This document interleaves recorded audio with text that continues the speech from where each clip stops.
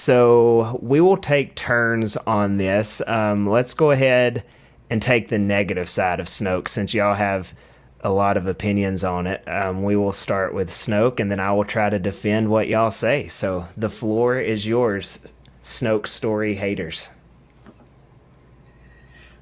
I don't know. I guess I can start off. Like, I think Snoke was an interesting character in The Force Awakens, right? We kind of got that same illusion of he's, obviously in charge, kind of like we saw Palpatine finally speaking to Vader via hologram in Empire Strikes Back.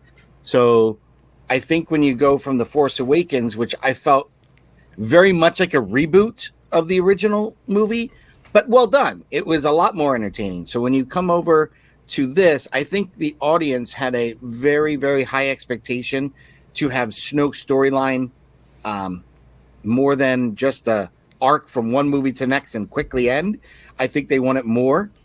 I feel for Andy Serkis with his performance because he was phenomenal in his performance. Phenomenal.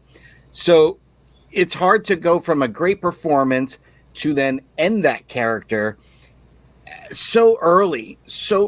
And I think this is one of the things that makes this movie very divisive with the fandom is that you have your bad guy, and now you have to, when you get to the next part of this trilogy, The Rise of Skywalker, you got to bring somebody back because we killed this guy off, and to me it didn't feel like that Snoke storyline was thought out enough before they started to tear it apart. And Right. in some parts of The Last Jedi, I feel would have been better, like, to then tell some of those tales prior to The Force Awakens. Yep. Like, I think there's pieces of this movie that would be really great to keep as is, but moved into a different timeline. So it's slightly, because it would make more sense. Like what they did with Luke, and we'll cover that in that Luke topic. But like, I think it would have been more interesting to see this interaction with Snoke and Kylo Ren earlier than just a hologram. Okay. And then to go from the hologram to finally meet him and then to end him so quickly. Not that I didn't mind how he got ended or how him and Rey got into the fight after. That was excellent. But I feel that the story just needed more. And to not get more, and then to all of a sudden now we got to invent a baddie for the next movie. Right. But we'll just grab somebody that completely ruined the original trilogy. It completely ruins the actual story of the original trilogy, what they did in the Rise of Skywalker. So that's what it bothered me, is how they used Snoke, killed him off, and then the story falls apart from that, in my opinion. I don't know about the rest of you guys, Tony, Lex, Will. Yeah. So with Snoke, I feel like he was so excuse me, such a waste, because like he was super dope. He like right away, I'm like, is this the new Palpatine? Like he seemed really, really evil. I wanted to know more about him right away. Kylo was terrified of him. So all that was great. And even the little bit that I saw today, seeing Snoke again, I'm like, man, I wish we got more of him. Like Patrick said, I wish we had stuff before, like seeing like a prequel of how he became who he was. And then the jabroni Rian Johnson cuts him in half. Like, what? That is probably the second thing that made me mad about this movie, was just cut him in half and that's it. That's it. Like what a waste of a potentially really, really good villain. So I want justice for Snoke, man. Bring him back. All right.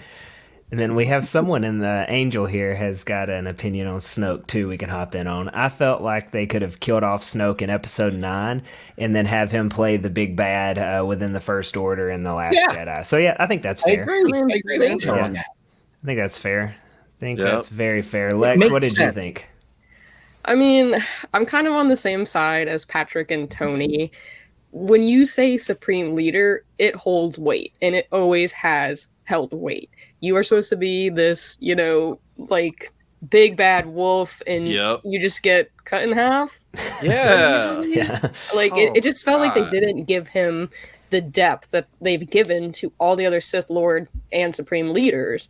I felt like as Patrick said, his storyline just felt incomplete. It was lackluster. There wasn't much to it. And then because you cut it short, you almost had to pull all this other random stuff with bringing Emperor Palpatine back that to me did not make sense. I completely think it ruined the movie. It ruined my perception of Emperor Palpatine. I hated seeing him like that. It was odd to me. I didn't really enjoy it that much. I wish they would have given him, more justice for Snoke for sure, Tony. But like, I just think that they needed to have put more thought behind his character and his storyline, and they didn't. Yeah. I think all those are fair assessments of the situation. I would say, as a staunch defender of The Last Jedi and how it was handled, I would say that Snoke's character, we look at it as, man, he would be a really cool bad guy. And he is. I mean, I think after episode 7, I was super interested in Snoke, but that wasn't his role in the story. He was more of a stepping stone for Kylo Ren to build him up. So if you were to go back to the original trilogy, we have like, what, 9 minutes of the Emperor in the original trilogy, and we're like, man, that's a cool good character. 9 minutes. It stinks that Vader threw him into the pit. You know, we don't know much about him, but the sequel or the prequels make Emperor Palpatine that much better, right? Like, yes. So we do get more on him. So I think, I don't think we're going to get a Snoke backstory and the whole Mandalorian thing, but if we did, it would be cool. We're going to have that in the comics, and I would say 1 out of 10 fans read the comics, maybe. So, I think we just have to look at him from the picture of he's meant to push forward Kylo Ren's story, not be this big bad guy. I think it would be cool if he was a big bad guy, because I really thought he was awesome in The Force Awakens. But all he was meant to be was making Kylo Ren the big bad guy, which, don't get me started on episode 9. It's my least favorite of the sequels, and Kylo Ren should have been the bad guy in that movie, like the that other writer that was doing the movie first. He had Kylo Ren as the bad guy, so I think that should have been the take. But focusing strictly on Snoke, I like how it pushes Kylo Ren to the Supreme Leader role. So one thing with let's get Diamond Fake's take, and then I got something more for Snoke. And you're on mute. You're muted. You're on mute. He has no power either. Yeah, he's got the cool setup going right now. Can we hear right now? Yeah, I can hear you now. Dunk on Snoke for a few minutes. Yeah, just for a few minutes. Okay. Snoke. It's amazing how a character can have an unlimited amount of potential in who was portraying him as an actor, in what could possibly be a more powerful dark side user than Emperor Palpatine, and then he just got split in half and became Emperor Palpatine. Yeah, like, the guy is, if his whole goal was to just push Kylo Ren's story forward, he didn't even do that. Kylo Ren was going to turn to the dark side no matter what, after everything that happened with Luke Skywalker. I know Luke said, Snoke was twisting his mind, blah, blah, blah, blah. The first thing that Luke sensed in Kylo was his darkness. So Luke was going to make that decision regardless. He walked into Kylo Ren's hut thinking, okay, this guy's going to be awful. He then made that decision, looked into his mind, and justified his decision of, okay, I'm going to kill my nephew. Oh, it's great that Snoke messed with him because now I have a reason to murder him. Ignites his lightsaber, and then he's like, you know what, maybe I will be Luke Skywalker and not do it. So if Snoke's whole goal was to push him towards the dark side, it's like Indiana Jones and Raiders of the Lost Ark. It doesn't matter that the Ark still goes into the warehouse without Indy. Like, without Snoke, nothing happens. Yep, that's fair. Kylo and Rey already had their connection before seeing Snoke in Snoke's room as well. They were literally more powerful in the Force than anything else. It's just a detour to deal with Snoke, is all it is. Yep, that's fair. I think that's fair if you know, take that line of thought. So I think that's fair. I think, Will, yours is breaking up a little bit and maybe getting some feedback too. Yours.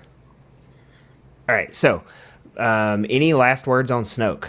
So one thing I have is I wonder if that was Ryan Johnson's original plan to cut Snoke in half, because I remember before Carrie Fisher passed away, rest in peace, that there were rumors she was going to face off with Snoke potentially in that movie or in episode 9, and that The Last Jedi was actually Leia and it wasn't even referring to Luke or Rey. Oh, So, like, I wonder if Carrie Fisher hadn't passed away, if we would have got a completely different movie. that's an interesting take there for sure. Yeah. Very much so, Tony. I probably would have liked that better. Yeah, her going up against Snoke, because she has her lightsaber. Like, we saw a little bit of it in that episode 9 flashback. But, like, imagine if we would have got that, Leia and Snoke, like, going at it. Ooh. What could have been, right? I know. Anything would have been better than Palpatine. That's, I'm with the, we need to do a Tony, when you do your Was It That Bad, I'm looking forward to your episode 9 one, because you're not going to convince me that it wasn't that bad. I don't like 9. Yeah, no, it was too busy trying to fix episode 8, and Yeah.